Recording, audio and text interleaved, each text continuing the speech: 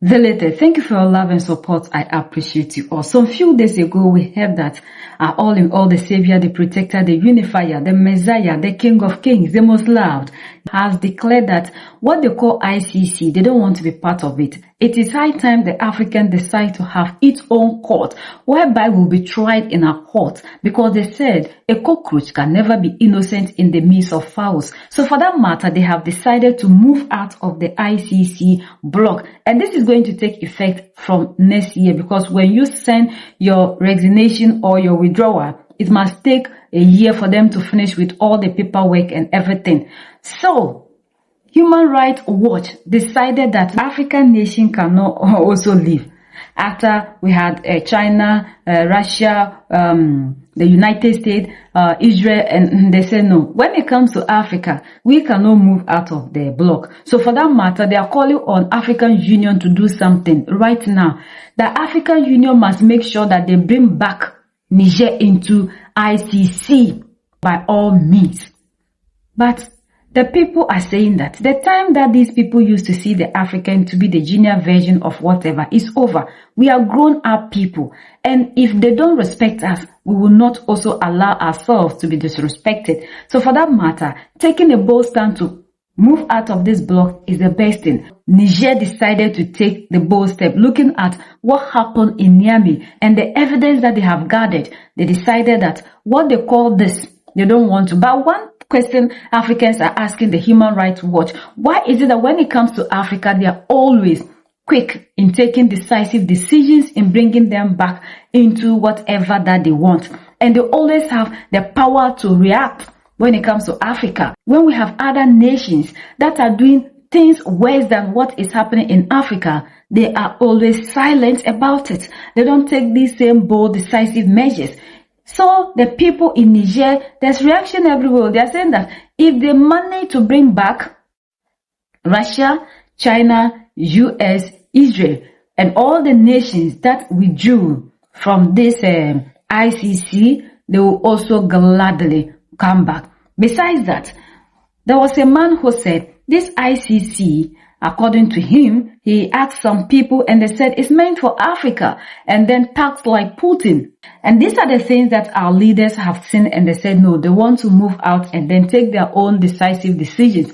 And they have also created a court whereby whenever there's something that is happening between Mali, Niger, and Burkina Faso, we don't need to go to ICC. We use our local court to decide on our issues. This is the best thing that Africa must do. Like one time, Dr. Arikana was saying that when it comes to Africa, she don't see the need for us to be part of UN, for us to be part of this ICC, World Bank, and IMF, because these institutions were created not to favor Africa. And that is why whatever thing that they do always goes against Africa. So for that matter, Africans must also have their own banks, because they said a cockroach cannot be innocent in the midst of fowls. So why then do we have to be part of this organization? We see that this Human Rights Watch always rise up to talk about things about Burkina, about Niger, about Mali, and at the end of the day, our leaders always come out with evidence that these things are not happening in their respective countries. Look at the one that they said Burkina Faso was doing. From there, they moved to Mali.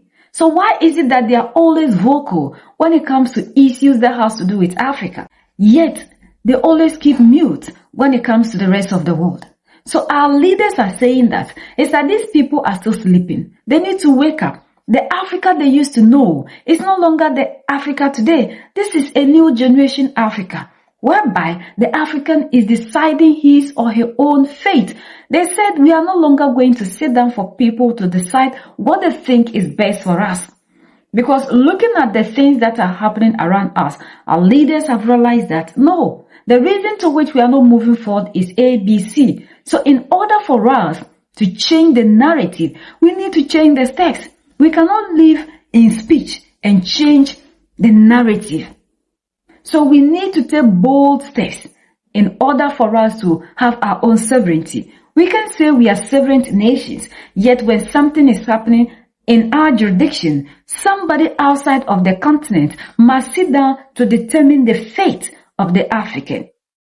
And looking at all the destabilization and everything that are happening, and we are seeing how people are also trying to form another force to counter the veto powers in UN. Our people are seeing danger. And at the end of the day, where do they send these people? They will send them back to the same ICC. And then, who are the people that they are trying to? We know the answers already. So when our leaders in the Sahel sit down and look at all these things, they have to take a measure to protect themselves, because according to the French President Emmanuel Macron, they also need these people, like 130 something people, so that whenever a veto power decides to do something, like there's a mass unaliving of people, there's a crisis in some places that they use their veto to decide it, they can use their own to also counter. So if our leaders don't take these steps in order to protect themselves, whenever anything of that sort happens and it's not in their interest, we will understand where they will go. And then this court will not decide the fate of the African. These are the things that our leaders are looking at, and they are saying that it's better to take the decision today to move away from this court that can be used against them. As Africans, it is time for us to also have our own independent court that decide our fate. We can't sit here and say we are independent, yet at the end of the day, when anything happens to us in Africa, we need to take our matter away from the continent to the same people that you understand the situation that we are in. It doesn't make us separate. People don't come here for us to judge their matter. When they are talking about anything that has to do with them, we are not in their midst.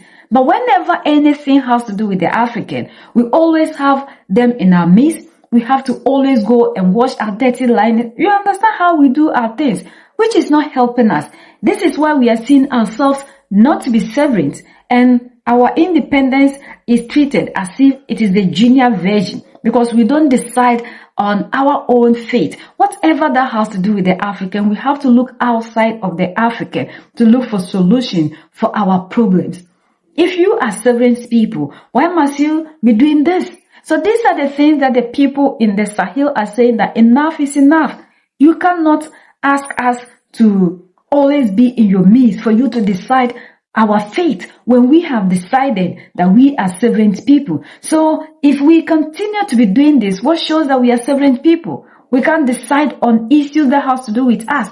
We can't decide on our resources. We can't decide on anything. Everything must be in your interest. And for that matter, the time has come for us to also walk away to show our sovereignty to the world, because our independence cannot be independent when we cannot take decisive actions on issues that pertain to us. We are the only ones that can set ourselves free. United we stand, divided we fall, and united we keep standing forever and ever. The greatest enemy of the African is mental slavery. So let's colonize ourselves from mental slavery. Let's keep sharing to educate our brothers and sisters. Together we make Africa great for ourselves and the next generations that are going to come. So that's the latest around the world in Africa, West Africa, and in Niger.